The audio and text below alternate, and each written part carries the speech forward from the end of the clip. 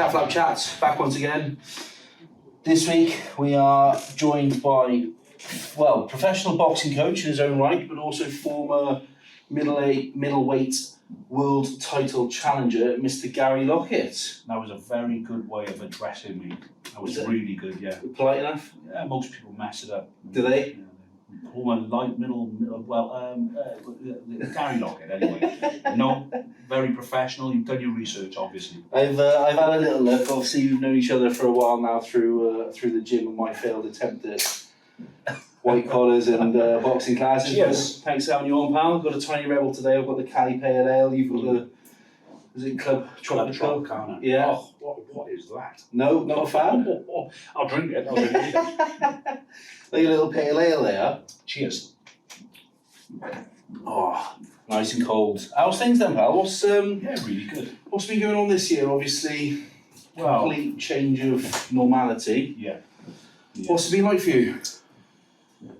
Pal? Personal life, not really that different, to be honest, because obviously with the COVID setting in, we took it very seriously for 3 months, I think, as everybody else did. But then we had Thorley in the Matchroom fight camp, fight for the Commonwealth title. We had Morelis Thomas fighting for the WBC youth title. So it's like I said, look, if you want to go in the fight, you've got to do the training, and I don't mind training them and padding them and whatnot. So I put myself at risk to get them in the ring, but after so long, people start going about their own lives and getting on with things, and I think that it's reality. Look, we've got to earn money to live, haven't we? And getting nothing off the government is not very good. So since about sort of May, June, I've been back in the gym, obviously taking precautions and sticking to the rules. And I went up the shop earlier on. I think half the people in there weren't wearing masks, and I just thought, why are you so selfish? And I was wearing a mask, even though I don't really agree with it. Whether they're proven to actually stop us from getting this virus, I don't know. But I think rules is rules, and you should be wearing masks.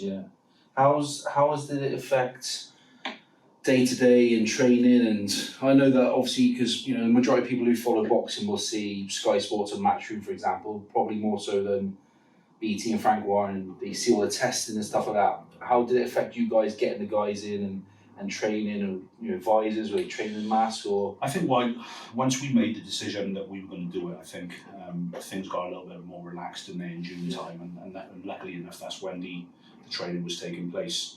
I think we would have to think again if it had been any earlier, because I wouldn't have broke the rules. I don't think where it comes to. You're supposed to do this, you're supposed to do that, you're not supposed to travel outside of your county and all that type of stuff. So then again, they're pro athletes, so I think that's what we sort of comforted ourselves with. They were pro athletes, pro boxers in fights, so they weren't as restricted as your normal person. It's an interesting one. Like, I've been fortunate enough to see the top end of boxing and be involved, with Anthony Joshua fights through work, and then yourself seeing 1-0, 2-0, 3-0 fighters trying to make a living as well, and people don't get to see that side of it normally. No. And if they don't fight, they literally do not have any income, do they? Unless they've got a very wealthy sponsor, maybe, which is very rare at that level as well. We were only having the conversation earlier because Joe Caldine is a local lad, so he trains here when he's not home with Tony. So he trained with us today, did the circuit with us, had him on the pads and blah, blah, blah. We had the conversation earlier, and it's like I said about, we said was his 10-0. He just needs that little step now, because he's good enough to be boxing with British titles now. But he just needs that fight, that step. But for the minute, we're stuck because he's not with Eddie, he's not with Frank. So, we just need an angle. I think we've got the angle now coming in February, March. I can't say too much about it, but there's another promoter which might be getting involved with us, who's a good promoter, has been around years. So it's really, really difficult. And I said to Joe, it's not like golden balls here, having the red carpet laid out. But what I was saying was actually a compliment. But we were talking about something else as well. Reese has started working, he's never worked before, and he's finding it hard and stuff like that. So I just said to him on the text, I said, look, get used to it, because Nobody's ever had success in anything without working hard. Yeah, And then I used Joe as an example, and I said, look, you know, even though you had the European gold medalist as an amateur, you had the red carpet. At some point, as a pro, you get to the point where you have to work as hard as everybody else. Yeah, When you come to British title, European title level, they all work as hard as each other. Some of them might be more talented, some of them might work, you know, have to work harder, but everyone works hard. Otherwise, you know, listen, if it was that easy, everybody would be a champion, wouldn't it? It's as simple as that. It's not easy, I can vouch for that. And I only had a couple of white collars, and it's tough enough as it is. Obviously, you know, your knowledge and of what goes on behind the scenes, but it seems that politics can ruin boxing at times. And I appreciate you've got relationships you need to keep and stuff, but for me, like, the UFC's got one belt at each weight. I don't know the politics of it, I know nothing about UFC, but it seems cleaner. Boxing, you almost see as much of the politics as you do the big fights and then the undercard as well, and for me it ruins it a bit. Well, listen, Mike, there's obviously a lot of politics goes on in UFC MMA. Yeah. You know, I've been fortunate enough to be involved in a couple of the UFC builds myself because of Jack Shaw. Yeah. I've been training Jack Shaw now for about 4 years, and Yeah. the organisation is absolutely second to none. I think boxing can really take a leaf out of it, Yeah. and even lower levels like Cage Warriors. Yeah. The organisation is second to none. You know, the guys are just so professional. Yes. These fighters fight each other. There's none of this. You see so many fighters now, boxers I'm talking about, getting to 15, 16, 17, 18 and 0 without having fought anybody with a winning record. Yeah. Now, I don't believe in that, if I'm honest, but in this MMA, they just fight each other. There's no such thing as building a kid. Yeah. There is such thing as building a kid. Let me just go against what I said then. But it's not done by slinging the kid in with loads of people who've lost loads of fights. Yeah. You get a kid making his debut against a kid who's 1-2 and lost none. You get a kid who's 3-0 against a kid who's 4-0. You get a kid who's 6-1 against a kid who's 4-2. These kids just fight each other. There's no such thing as building a kid's record against a journeyman. Yeah. Don't get me wrong, with Jack Shaw, you know, he's kicked off against a couple of guys, not with poor records, a couple of guys that maybe 1-2, lost none, 1-3, lost one, but there's no journeyman is what I'm trying to say. So, and obviously they built him the right way. They give him the title shot just at the right time. Obviously, he fought the reigning champion, Scott Malone, who again had a really good record, an ex-Commonwealth. I think he was Commonwealth gold medalist at 2 disciplines or something in wrestling. I don't understand it really. Yeah. But it's just so it's the violence, it's the hurt game. Yeah. But they're just done in different ways. And but the UFC over in Copenhagen was just insane. You know, in boxing, you've got one right guy rushing about trying to do 2 jobs. Yeah. In the UFC, you have 7 guys available to do 1 or 2 jobs. It's insane, and everything is friendly. Everybody's polite to you. In boxing, oh, do me a favour, mate, can you give me some? Yeah. You know, so it's just unbelievable. The organisation is fantastic, but then again, that probably comes down to the amount of funding that it's got. Whereas with British boxing, I mean, Matchroom obviously are head and shoulders above the rest, because of the funding they've got. But then down a level, then obviously you've got the likes of Frank Warren, you've got Mick Hennessy, you've got Dennis Hobson, guys like that. Very little funding, so they make the most that they can of the funding they've got. But again, the organisation in MMA is absolutely unbelievable, and you notice I'm smiling when I say it. It's because I've been in boxing since I turned pro in '96, and you're just so used to everybody treating you like shit, you know. And in the UFC, everybody's smiling and shaking your hand and treating you really well. It's interesting because the boxers that I know, obviously you know far more than me, but you know the guys that we both know, you know Joe I know fairly well, Liam Williams a little bit, and some of the other boxers, Chris and that you've got now that I've met, none of them have got a chip on their shoulder, as far as I'm aware. And you know I might be wrong, and today's not for that, but they all come in, work hard, down to earth, have a laugh, blood, sweat and tears, go home again, day after day. So why is it then that boxing behind the scenes isn't like that, and it has got a bit of a chip on the shoulder? I don't know, you know, I can't really say what I want to say due to legal reasons. Yeah, but I mean, there's a reason. It's still being run by It's probably because the people behind the scenes are still trying to run it in an old school way. Times move on. Yeah. There's such a thing as streaming now. There's such a thing as the internet now. There's all kinds of different things. Promoting used to be a promoter going down to a snooker hall or a workman's club or what have you, giving leaflets out, giving posters out. A lot of the advertising now is just done online. It's just so much. I wouldn't say it's so much easier because you've got to know in what context to do it. But if you watch the Barry Hearn documentary on Sky, Barry gives a very good indication of the way he did it and the way that it's very different now. Yeah. And he basically says that Eddie is better as a promoter than what he ever was, which I think is a massive pat on the back for Eddie. And what Barry said, it's really good, and it's really an advertisement to people how they shouldn't think too much of themselves. Yeah. He's basically said, I take a step back now because the jobs that I used to do, I now employ people that are better than me. Yeah. And I just thought, you know what a refreshing change. It's a business now, isn't it? This man, the head of Matchroom, coming out with something like that, the people that I employ now are better than what I've ever been. Absolutely amazing. Yeah. Absolutely amazing. I really thoroughly enjoyed watching it. And the thing is, sport has become a business, so as in any business, you'd want to streamline it, maximise the profits, cut down on your expenditure where you can, and perform to the best of its ability. So sport and business is performance through people at the end of the day. So if you can make that person perform to the best of their ability in the ring or off the ring, of course, and you're going to grow. But again, it's these days it's not just about how good the boxer is. It's about how they look. Yeah. It's about how they portray themselves, and it's also about what clothes they wear, how they behave, how they talk. I mean, you get very few. You get so many stars, sort of crossover stars now in boxing, whereas before the boxer was just humble, quiet. If he was good enough, that was good enough. Yeah. Whereas nowadays you can be good enough and you don't really hit the heights because you haven't got the personality, you haven't got the crossover appeal.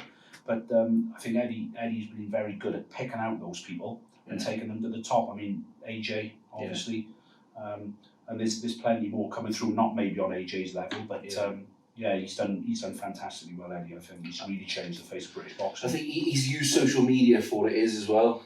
For all of its negatives at times, he's used it, and certain boxers especially have used it to their advantage to get people on board and build a following away from that grind in the gym as well. Definitely, you can do so much with social media now, can't you? Yeah. And you can basically sell yourself. Yeah. And on the smaller bills, there's a lot of people don't understand the ticket selling thing. Yeah. I've got boxers who go into fights and don't earn any money. And people go, well, how would you let that happen? You're their manager. Well, look, I can't help how many tickets they sell. Yeah.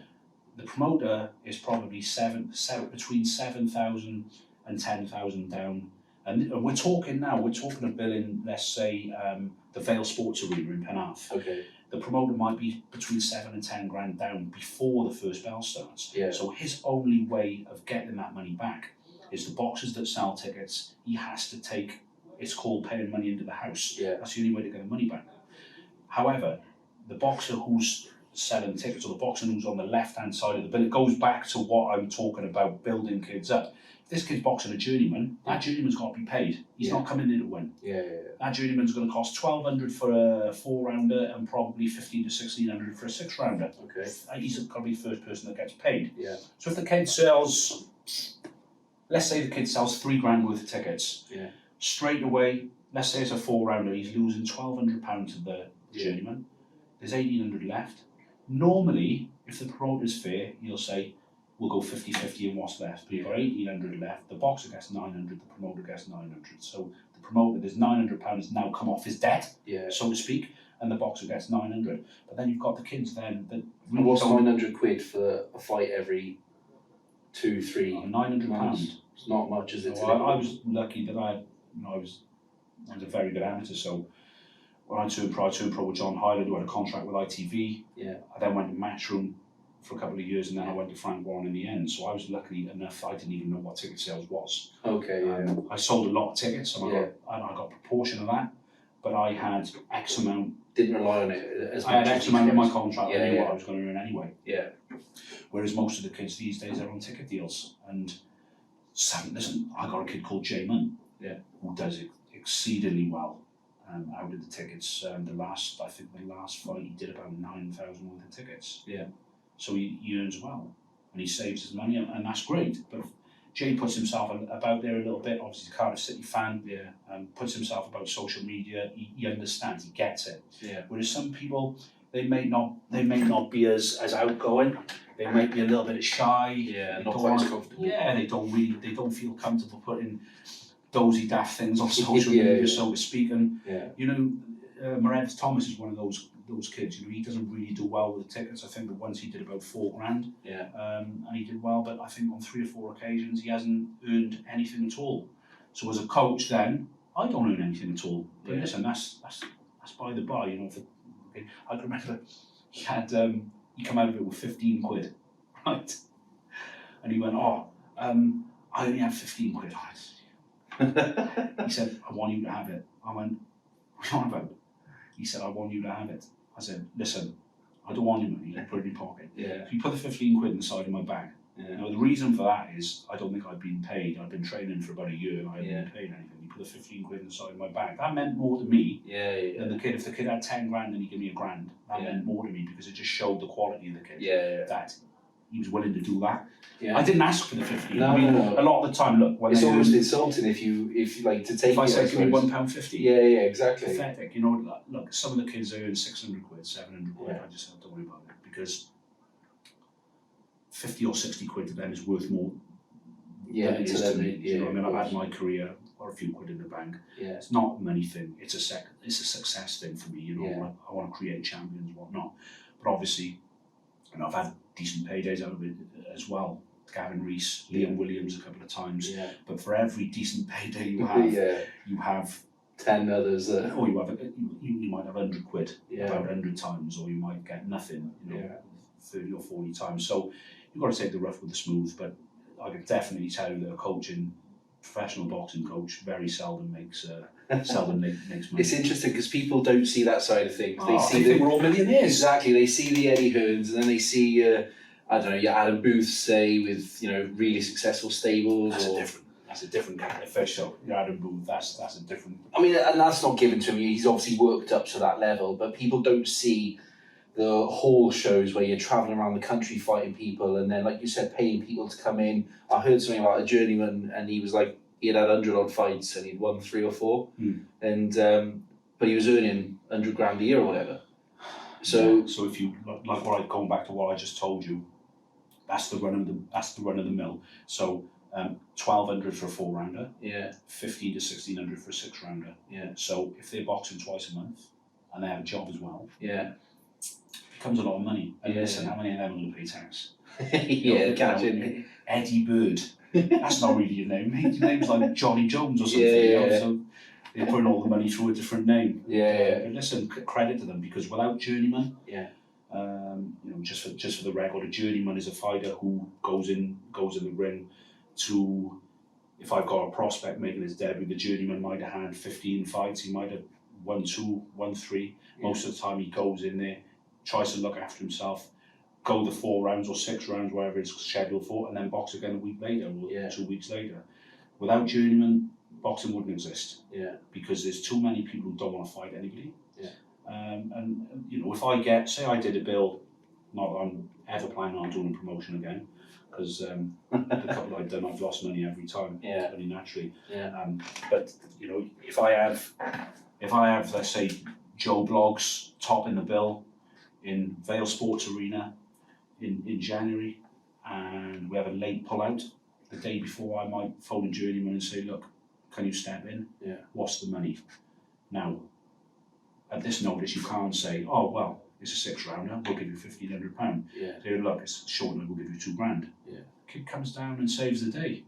These guys deserve, they deserve everything they get, definitely. And respect to anyone who steps in the ring anyway. Again, this is one of the things, I mean, we haven't even gotten to your career yet, but one of the things that really winds me up with boxing in particular, rugby to an extent, social media in general, people will see a fight, oh, he's shit, he's this, he's that, Brilliant, oh, shit house. Yeah.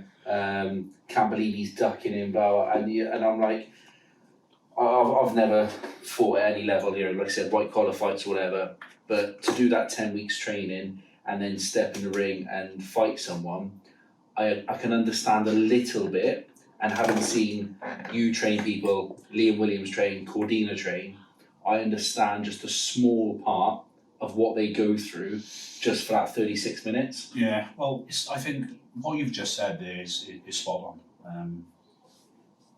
Because you get these, I gotta say it, you get these white collar fighters who talk about camps. Yeah. Camp this time, I can remember Liam Williams I've done saying, it. shut up, man. I've probably done I it. don't even know what camp is. Yeah. Shut up.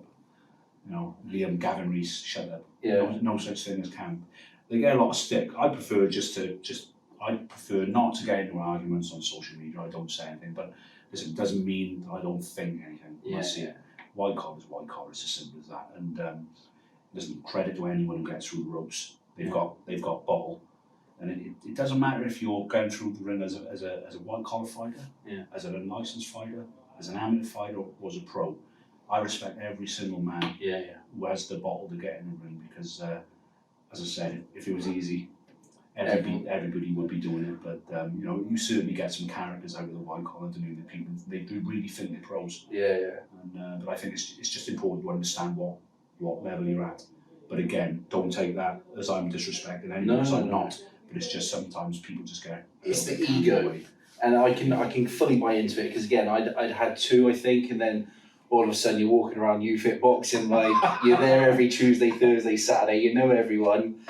And then like none of the pros are there, so you're like, people are asking you questions and you're like, yeah, do this, do that. What do you think on the big fight tonight? Well, you know, I just What do you do training? Oh fuck me, I'm fat, like what are you on about? But then I went to one, and I don't know if you know Riaz. Yeah. So Riaz was like, step in the ring, pal. And Riaz, big boy, bigger than me, but he's good. At my level, he's good, do you know what I mean? And he boxed my head off, and he was like, there's always someone bigger and harder, pal, so fucking work hard. Be the hardest worker in the room. And I was like, yeah, that's fair, like you can't argue with that, because it takes one punch. You can dance around all you want, and it takes one punch and someone just goes, without hard work, you know, that's the main thing. People ask me all the time, what's the main thing that a fighter needs to have? And you hear some surprising answers, and people say talent, punch power, blah, blah, blah. No, the first thing a fighter's got to have is hard work, a good work ethic, because you hear this thing all the time where it's, hard work beats talent when talent doesn't work hard. And it's absolutely right, because if you haven't got hard work in you, then you're not going to get the fitness levels you want to get to. And then you can't be talented when you have no energy. So if you're absolutely knackered in a fight, you're unable to do anything. You know, think of the most knackered you've ever been. Put yourself in a ring against someone who's fit and strong. Yet you can't do anything because you've got no energy. That's just the way it works. It doesn't. You know, it's not like hard work has got a hat on, and he's got a better hat than, you know, talent's got. You know, it doesn't work like that. It just works like if you're not fit, then you're not going to be fit enough to show your talent, are you? So it's the conversation is just, it's tiresome. it baffles me.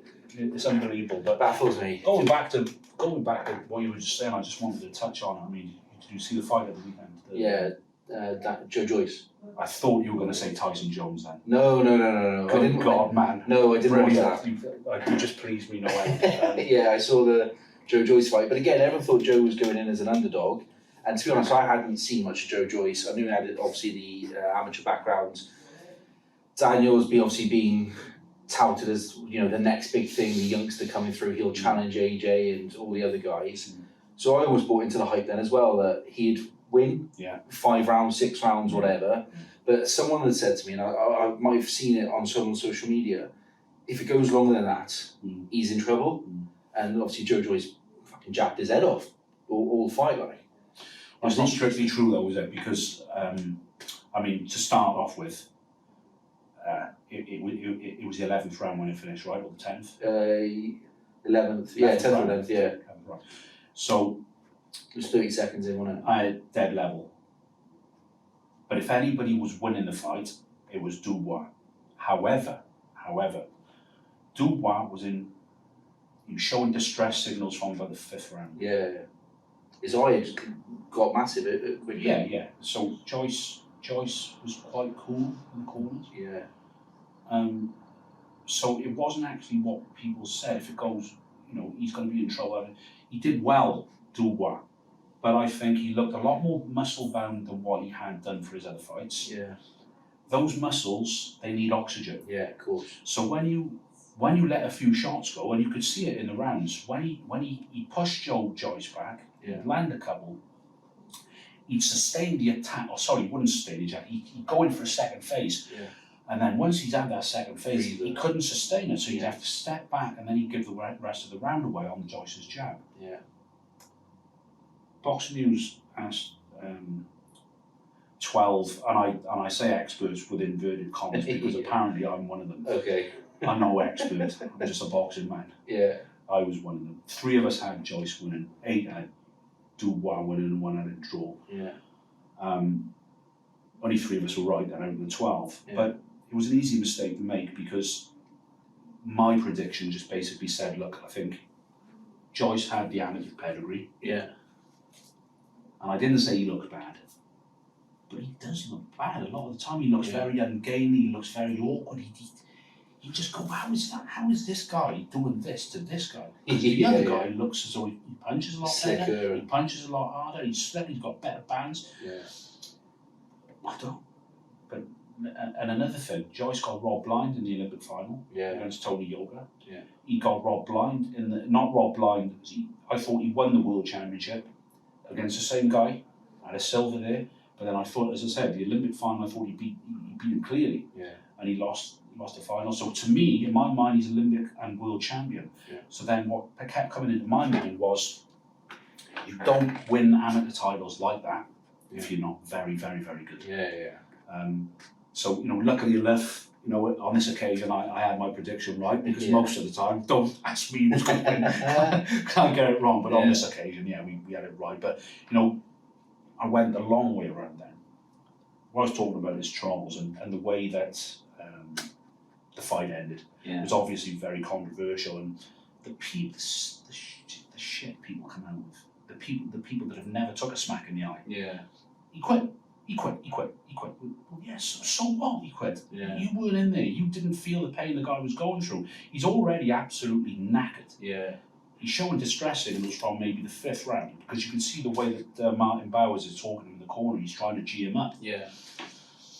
No, he's took that jab in the eye, and it was a super jab because he stepped in with his own jab first, and bang! I think Joyce had just beat into it by an inch. And he's thought about it, and he's just gone. Now, whether he's thought, I'm going to live to fight another day, or whether he's thought, look, it's just too much pain. Listen, who can blame the guy? These people. It's interesting. So I think I tweeted it was strange to see, because normally you'd think a fighter would want to either. And again, maybe I might have tweeted after I'd then seen the interviews with Frampton, and I can't remember who else was on with him in the studio, but they were like, they'd either rather be knocked out or the towel gets thrown in, so it's taken out of their hands. And maybe the towel should have been thrown in earlier, but it was just strange to kind of watch that, because I haven't seen that in a while, where a fighter's from a jab is just taking a step back, taking 2 steps, and then taking a knee. It didn't hit into the ground. I know what you're saying, but I mean, I'm just. Oh, look, I couldn't do any fucking better I at all. stick on this quit thing because I mean, I remember when Kell Brook quit against Harold Spence. Yeah. And it's almost like these boxing people, the proper boxing people who've been in fights and stuff, listen, if they want to say he quit and I would never quit, that's up to them. Yeah. But for the people who have never boxed, never stepped in a ring. Never stepped in the ring to say, but he quit. Yeah. But he quit is like, it's like a black mark on the guy's name. Yeah. Oh, because he quit, he's no good. Quitters never win, winners never quit. Bullshit. I've seen people quit. Roberto Duran quit against Sugar and Leonard. I've seen quitters win. Quitters quit in one fight and then they go on to be world champions. Yeah. They learn more from the losses. Yeah, of course they do. I mean, look, Daniel Dubois, I'll put my neck on the chopping block now. Daniel Dubois will go on and he will be a very, very good heavyweight. I don't know if he'll win a world title, but but he probably won his British and Commonwealth titles back, and Yeah. he'll go on and he will learn from this defeat. Yeah. Joel Joyce in his last 3 fights has fought Brian Jennings, Alexander Ustinov, and I can't remember the other kid. But they were fights. They were fights that got him conditioned to having to battle hard over 6, 7, 8, 9, 10 rounds. He'd been the distance before, hadn't he? Yeah, I mean, Dubois went the distance, but it's different. Listen, if you beat someone up for 10 rounds who isn't fighting back, okay, you've gone the distance, but you've got no resistance coming back. Yeah. You haven't got anybody leaning on you, tiring you out. You're just beating them up. It's like you may as well do 10 rounds on the back. I love it. I'm glad you said. I love it when you used to go into UFIT and see someone slam a bag, beat fuck out of the bag, and then do you want to step in then and have just 3 rounds, 2 rounds? I don't know. I'm right, can't I? There was a gypsy guy in UFIT, and he'd be slamming the bag, and he was telling me I was sparring someone. I can't remember who now, and he was like, "Oh, you do this, you do that, you do that." And I was like, "Fucking hell, mate, jump in, pal. Fucking jump in with me for one. Like, let's see how good you really." Oh no, fuck off then. Like, hit the bag all you want. Like, I'm trying to learn my own way from what I've been told from people more qualified than you. It baffles me. It's full of them, mate. It's full of them, and I think you can only really speak. I mean, yourself. You know, you've been in white collar fights, so you have some experience of it. Yeah. So when you say something, it holds some sort of respect. It holds true to what it is. Whereas when someone has never boxed before, how can they have an opinion? And I think the general public, especially on social media, is like you've got these groups of people.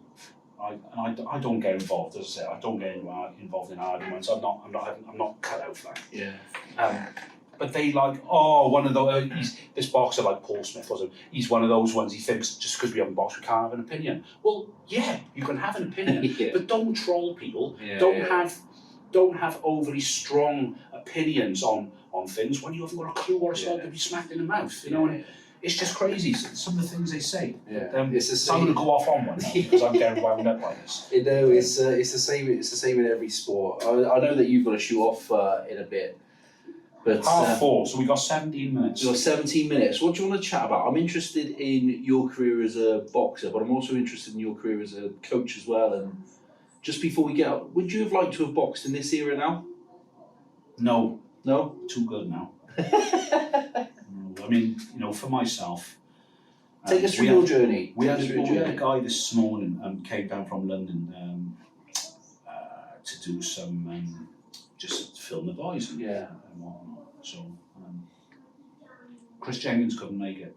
So the first thing I thought, well, how polite what he said. I texted him yesterday. I said, look, Chris Jenkins can't make it. Jay Harris will be there. Kieran Jones returning pro, good kid. He'll be there. Reese Edwards, good kid. Ben Crocker. I think Joe Cordino might be in because he trains in the gym anyway. I said, but Chris Jenkins ain't in. So look, I wanted to let you know just so you didn't waste your time. He said, how respectful? I said, what do you mean? He said, well, the amount of people, he said, there might not be nobody turning up, they wouldn't phone me. I'd make the journey all the way down and then I've got nothing to film. I said, man, that's not respectful, that's just manners. Common decency. Yeah, it's manners. I thought more people had manners than didn't, but obviously not. It's not that way. But no, he come down this morning and he said, oh, wow, Gary, he said, I can remember when you were pro, he said, when you knocked out St. Osmond on Matchroom. St. Osmond was 8 and when I was 7 though. A proper sort of scrap. Started swinging, bang, I had him first before he had me, luckily enough. But then he said they used to show all around it.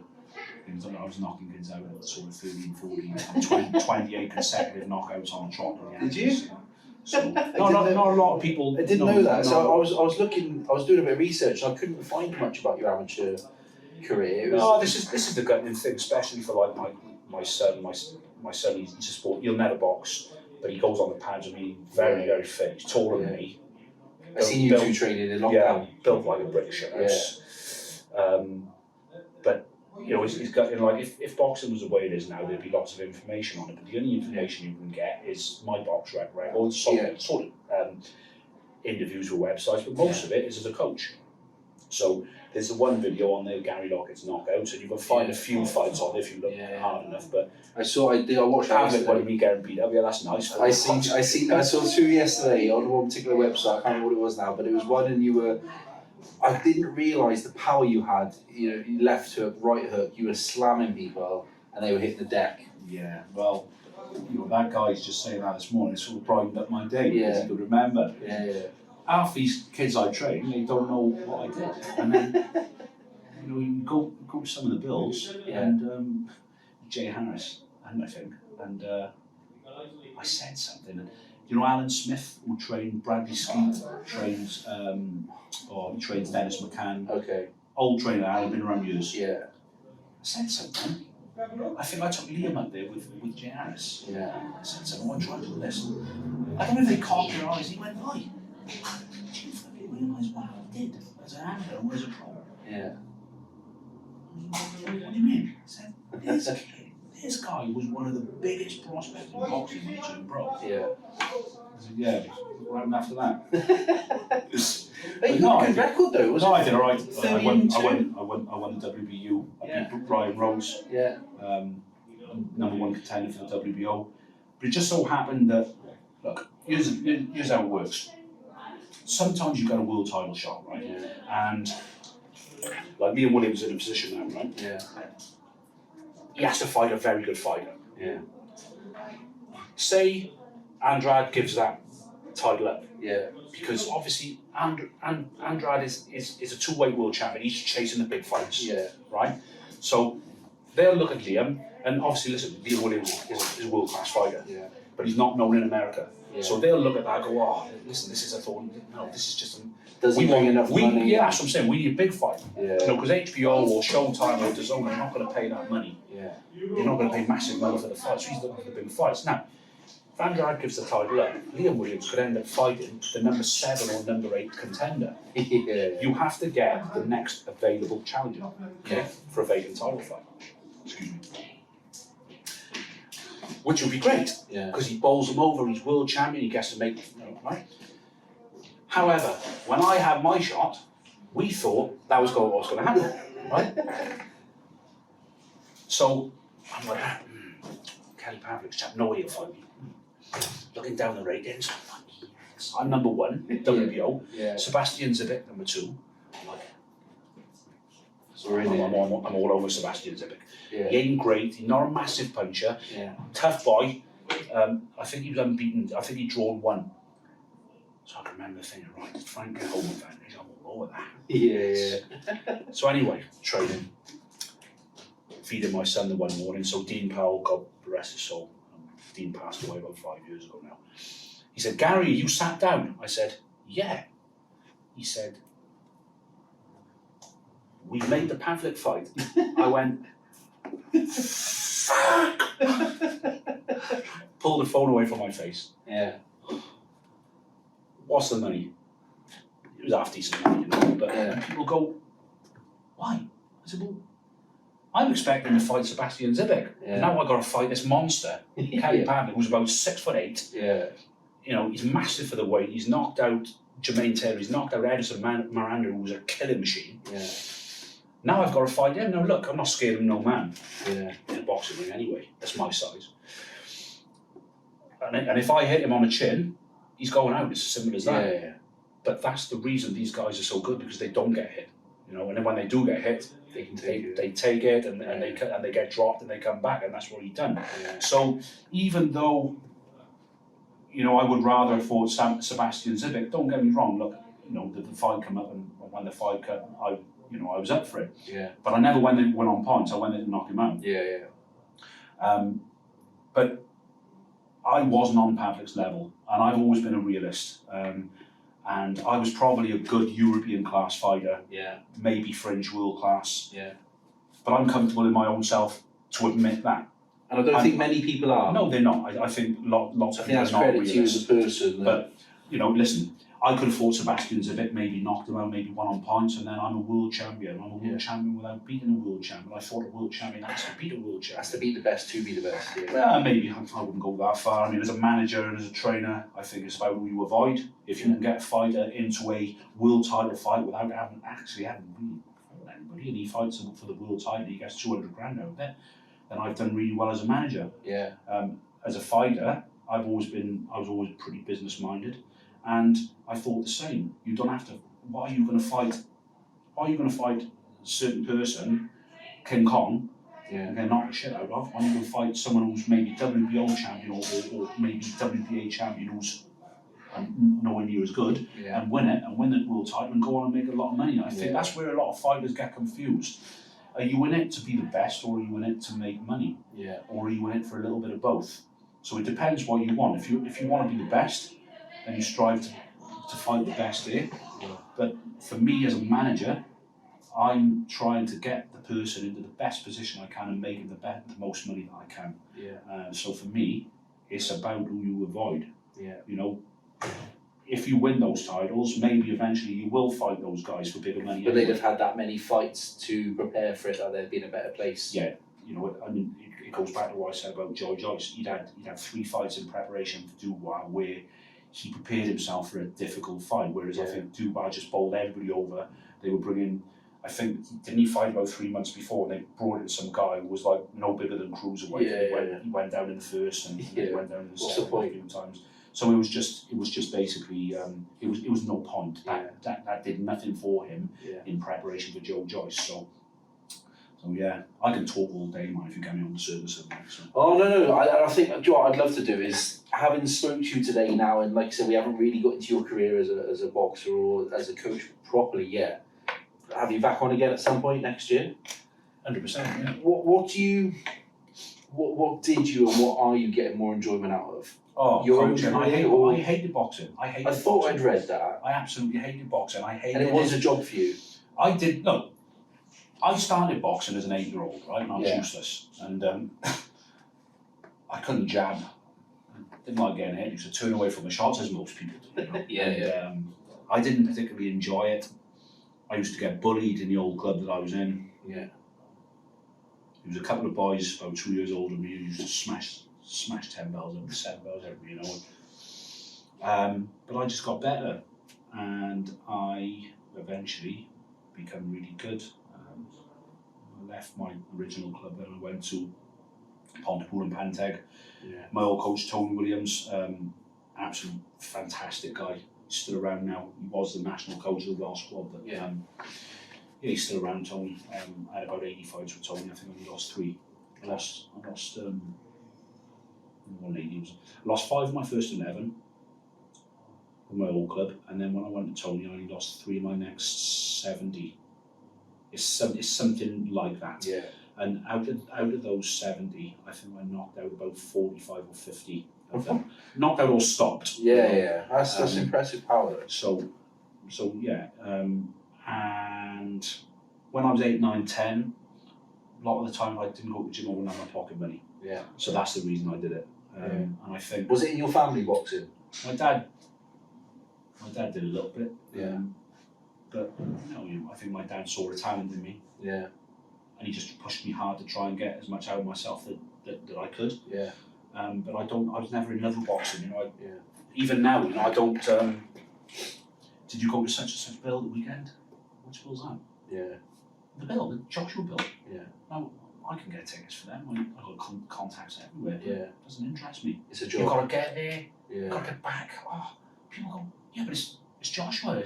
I'm like, it's just amongst all those people pushing and shoving. And they're like, what? The only time I go is if I'm commentating or I'm working for TV or something like that. You like being away from boxing and doing your own thing, and look, you do a lot of you spend a lot of family time and stuff. I'm quite a private person, you know. If you look at my social media, you know, I'm not posting all the time. No. I interact with people, but I'm not looking at social media all the time. I might post myself and my wife. We're foodies, so if we go out somewhere, out for dinner, post, or my son and me as training. I might a little bit of the boxing. I took a photo earlier with the boys. I might put it on after. I'm not posting all the time. I suppose I'm quite old school. So social media really is not a massive part of my life. But I think I could make more of social media. Going off a tangent again. No, what I would say is I'm quite a private person. Boxing to me is, I think it's specifically a job. I don't really get, as a fighter anyway, I never really got that much enjoyment out of it. I mean, if you have a big win, I mean, that was the greatest feeling in the world. Yeah. But then, you know, I go back to my private life and do the things I normally do. But as a coach, I think it gives me a little bit more enjoyment. I mean, seeing a kid grow, say a kid, a boxer. You're developing men. Yeah, exactly. You know, and seeing them grow and seeing them appreciate learning under your control and learning under your tactics and advice. It's absolutely amazing. And champions, I've had 4 British champions, you know, and every one of those is absolutely brilliant. And I've still got a very good relationship with all of those champions. Gavin Rees, Nick Blackwell, Liam Williams, Chris Jenkins, you know, amazing. Liam Williams was expected to win. Gavin Rees was expected to win, but then when Nick Blackwell, he boxed John Ryder, who's now on, you know, arguably beat Callum Smith the last time. And Chris Jenkins, when he was just about to pack it in, beat Johnny Garton in a tough fight. ride, didn't he, Chris? He's had a tough old. Yeah, he has but listen, luck's turning his way now, isn't it? So that's what I told him. I tried to convince him, stick in there, because sooner or later we're going to have a little bit of luck as well. And it wasn't luck, you know. The luck was getting the shot. But he did everything he had to do, and look, you know, I said if he wins that title and he loses in his first defence, I couldn't care as long as he wins it. Well, look, it's a year. It's nearly 2 years later now. And he's still champion. So no, I don't want him to lose. I didn't ever say I wanted him to lose, but what I'm saying is, geez, you know, I want him to keep on going. But cuts is always a problem. But he's never been cut by punch. No, it's a head. 11 times, all by headbutts. Regardless of what anybody says and anybody tries to troll me, he's never ever been cut by punch. And anyway, go off on tangent. No. It's fascinating to speak to you, for you to speak so openly about things that actually I wasn't particularly going to talk about today, but I'm genuinely interested that people don't necessarily see in here, because they only see the Joshuas, the Dillian Whites, the Tyson Furies. They might see your Josh Kellys, your Cordinas, your Liam Williams. They never see any of the stuff that you've talked about today, and it gives people a real insight into what boxing's actually like. And the thing is with these things, I feel like I've been sat here 10 minutes. We've been sat here an hour now, and now we're running out of time. But I'll definitely come on again. I'd love to just explain, you know, just a little bit more about just different things that people might not hear, because they're very interesting. You know, you know, see the guy that I just had in, 17 pound overweight. He's ripped to shreds. He ripped to shreds, and it's just a science the way they do it. And I'm just explaining. I think you can do it a little bit better way. But people don't see stuff like that. People see guys turn up in the ring, and fight. They don't see the sacrifice. They don't see the dedication that's gone into it. He'd probably get about 650 quid for the fight. He's probably spent 10 times that getting to the fight. Nutrition, fuel, classes, you know, clothes, equipment. So these boxers and these MMA guys, people talk about people who are superhuman. They are. They're superhuman. You look at some of these fights, right? They're beating each other from pillar to post. How do they keep taking those shots and coming back? The MMA, they fight, you know, especially with the UFC, with the five minute rounds. They're kicking each other's legs, they're slamming each other. Probably have a good nice step in there. Do you know what? Couldn't do it. These guys are superhuman. They're made of something different. And people don't give them that credit. It's I couldn't do that. Talking to a couple of lads in the gym, and they used to do a bit of MMA, and to look at them, you'd shut up. And they were we grapple each other and wrestle and that, and I don't know, I'd be scared. I was scared getting into the boxing ring to an extent, but I was comfortable that I'd done a little bit.